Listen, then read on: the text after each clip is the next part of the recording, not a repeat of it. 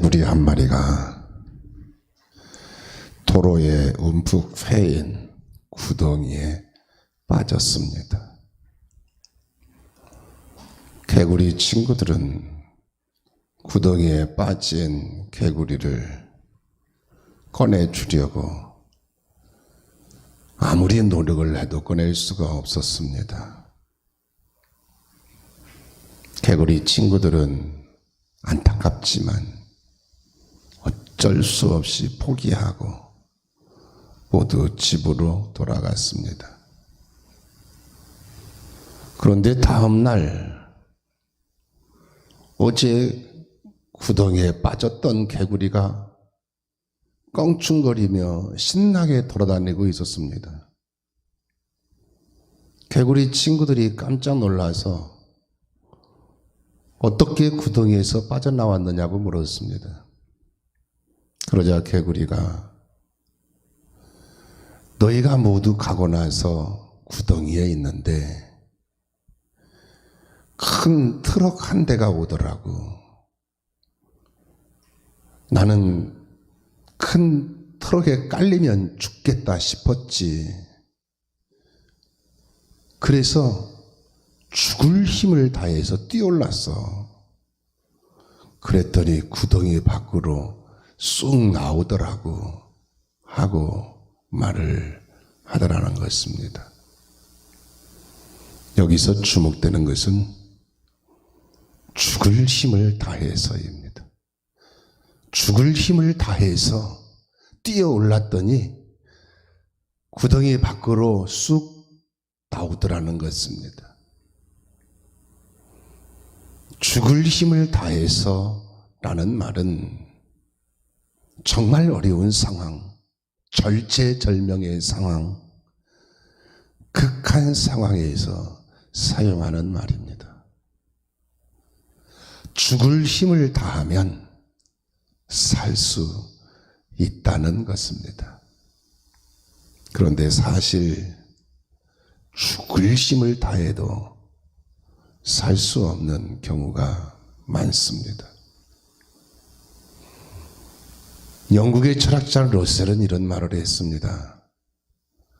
사람이 살아가는데 세 가지 힘이 있다. 육체적인 힘, 경제적인 힘, 정신적인 힘이다 라고 말했습니다. 그런데 현실적으로 보면 육체적인 힘은 한계가 있습니다. 육체적인 힘으로 할 수 있는 일도 있고 할 수 없는 일들도 많지요. 경제적인 힘도 한계가 있습니다. 돈이 많다고 해서 모든 것을 다 할 수 있는 것은 아닙니다. 정신적인 힘도 한계가 있습니다. 정신적으로 버티는데도 한계가 있는 것입니다. 지금 전 세계는 코로나19와 치열한 싸움을 하고 있습니다.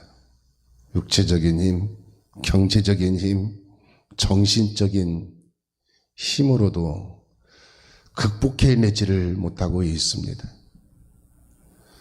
지금 우리나라 수도권은 코로나19 방역 4단계에 있습니다. 코로나19로 인해서 생명이 위협받고 생존권이 위협받고 있습니다. 치료제와 백신이 개발되어도 극복해내지를 못하고 있습니다. 이것이 인간의 한계입니다. 그래서 전문가들은 조심스럽게 진단하기를 어쩌면 인간은 코로나19와 함께 영원히 살아야 할지도 모른다 하고 진단을 하고 있습니다. 그런데 한 가지 길이 있습니다. 하나님이 개입하시면 됩니다. 하나님이 개입하셔서 하나님이 전능하신 능력으로 코로나19를 소멸시켜 주시면 됩니다. 다윗 왕 때 전염병으로 3일 동안 7만 명이 죽었을 때 하나님이 전염병을 소멸시켜 주셨습니다. 중세시대 유럽에서 흑사병으로 수천만 명이 죽었을 때 하나님이 흑사병을 순식간에 소멸시켜 주셨습니다. 하나님은 힘이십니다. 하나님은 전능하신 힘이십니다. 오늘 우리는 하나님의 힘을 공급받으며 사는 자가 되어야 합니다. 오늘 본문 말씀에 보면 오직 여호와를 앙망하는 자는 새 힘을 얻으리니 라고 했습니다. 오직 여호와를 앙망하는 자는 새 힘, 곧 하나님의 힘을 얻는다는 말씀입니다. 오늘 본문 말씀에 보면 너희는 알지 못하였느냐, 듣지 못하였느냐. 영원하신 하나님 여호와 땅끝까지 창조하신 이는 피곤하지 않으시며 곤비하지 않으시며 명철이 한이 없으시며 피곤한 자에게는 능력을 주시며 무능한 자에게는 힘을 더하시나니 소년이라도 피곤하며 곤비하며 장정이라도 넘어지며 쓰러지되 오직 여호와를 앙망하는 자는 새 힘을 얻으리니 독수리가 날개치며 올라감 같을 것이요 다른 박질하여도 곤비하지 아니하겠고 걸어가도 피곤하지 아니하리로다 라고 했습니다. 여기서 가장 주목되는 말씀은 오직 여호와를 앙망하는 자라는 말씀입니다. 오직 여호와를 앙망하는 자는 새 힘을 얻는다고 했어요. 오직 여호와를 앙망하는 자는 하나님의 힘을 얻는다는 말씀입니다. 그렇다면 하나님은 어떤 분이십니까? 영원하신 하나님 여호와라고 했습니다. 하나님은 영원하신 분이십니다. 하나님은 영원 전부터 영원 후까지 계시는 분이십니다. 하나님은 영원히 스스로 자존하시는 분이십니다. 또 땅끝까지 창조하신이라고 했습니다. 하나님은 땅끝까지 창조하신 분이십니다. 땅끝까지 창조하셨다는 것은 이 끝에서 저 끝까지 그 안에 있는 모든 것을 창조하셨다는 말씀입니다. 또 피곤하지 않으시며 곤비하지 않으시며 명철이 한이 없으시며 라고 했습니다. 하나님은 피곤하지 않으신 분이십니다. 하나님은 곤비하지 않으신 분이세요. 하나님은 명철이 한이 없으신 분이십니다. 또 피곤한 자에게는 능력을 주시며 무능한 자에게는 힘을 더하시나니 라고 했습니다. 하나님은 피곤한 자에게 능력을 주시는 분이십니다. 하나님은 무능한 자에게 힘을 더하시는 분이십니다. 그러므로 오직 여호와를 앙망하는 자가 되어야 합니다. 오직 여호와를 앙망하는 자는 새 힘을 얻습니다. 여기서 오직이라는 말씀은 유일한 한 가지라는 뜻이에요. 여호와를 앙망하는 길밖에 없다라는 말씀입니다. 또 앙망이라는 말씀은 히브리어로 카바라고 하는데 우러러보다, 사모하다, 시선을 고정시키다라는 뜻입니다. 하나님을 우러러보고 하나님을 사모하고 하나님께 시선을 고정시키라는 말씀입니다. 특히 새끼 새가 어미 새를 향해 먹을 것을 달라고 입을 쫙쫙 벌리는 것처럼 하나님을 앙모하라는 말씀입니다.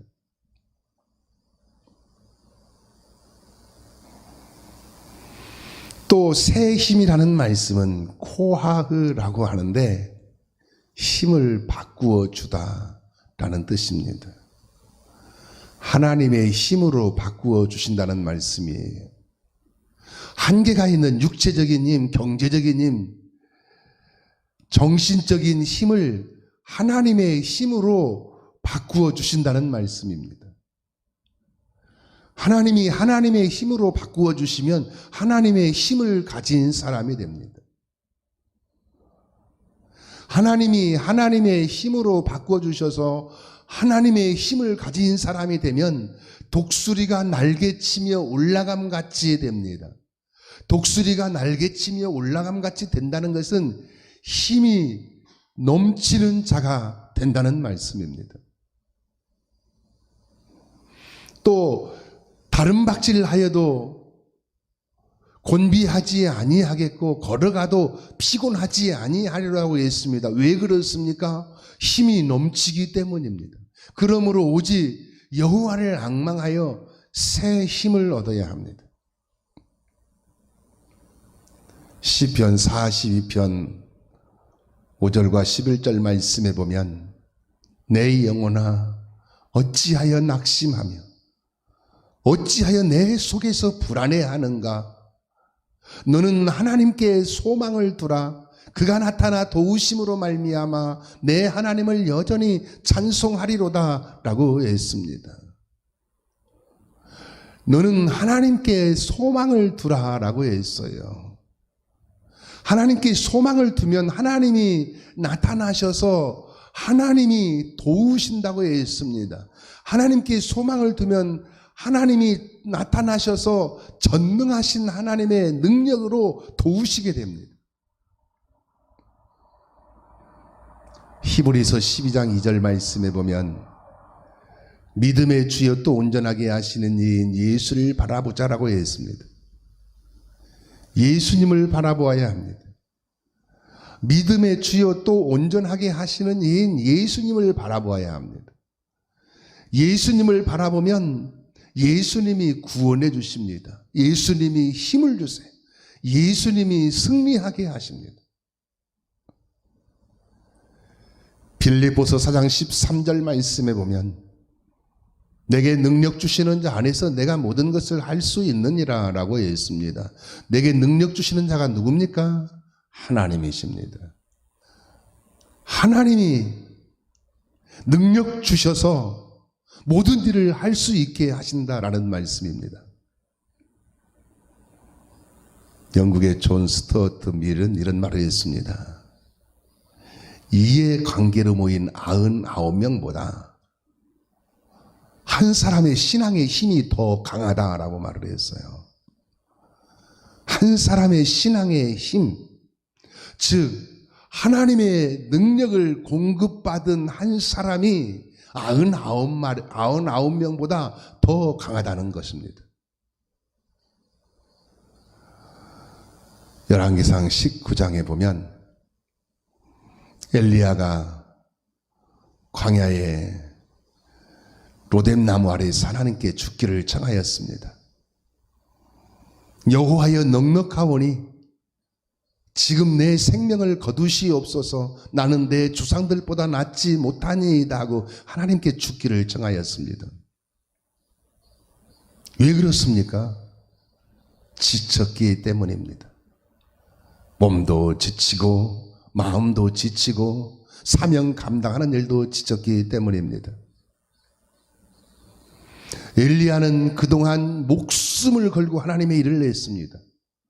목숨 걸고 아합에게 가서 비가 오지 않으리라고 선포하고 그리 시냇가로 가서 숨어 지내고 사르밧 과부에게로 가서 숨어 지내고 갈멜산에 가서 바알과 아세라 선지자 850명과 대결하여 승리하고 갈멜산 꼭대기에 올라가서 비가 오기를 간절히 기도하여 3년 6개월 동안 오지 않던 비를 오게 했습니다. 이 정도 했으면 이제는 평안하고 높임받고 영광을 얻어야 할 터인데 또 이세벨에게 쫓겨서 광야로 도망을 가서 로뎀나무 그늘 아래에 있는 자신의 모습이 얼마나 처량했겠습니까? 이제는 지쳤습니다. 몸도 마음도 사역도 지쳤습니다. 더 이상 걸을 힘도 일할 일도 없었습니다.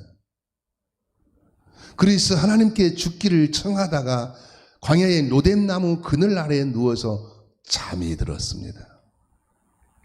그때 하나님이 개입하셨습니다. 하나님이 엘리야의 인생에 개입을 하셨습니다. 하나님이 개입하셔서 천사를 보내주셨어요.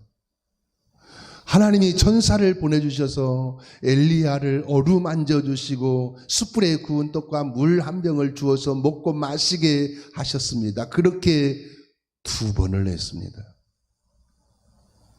그러자 엘리야가 힘을 얻어 하나님의 산 호렙산까지 가서 하나님의 세미한 음성을 듣게 됩니다.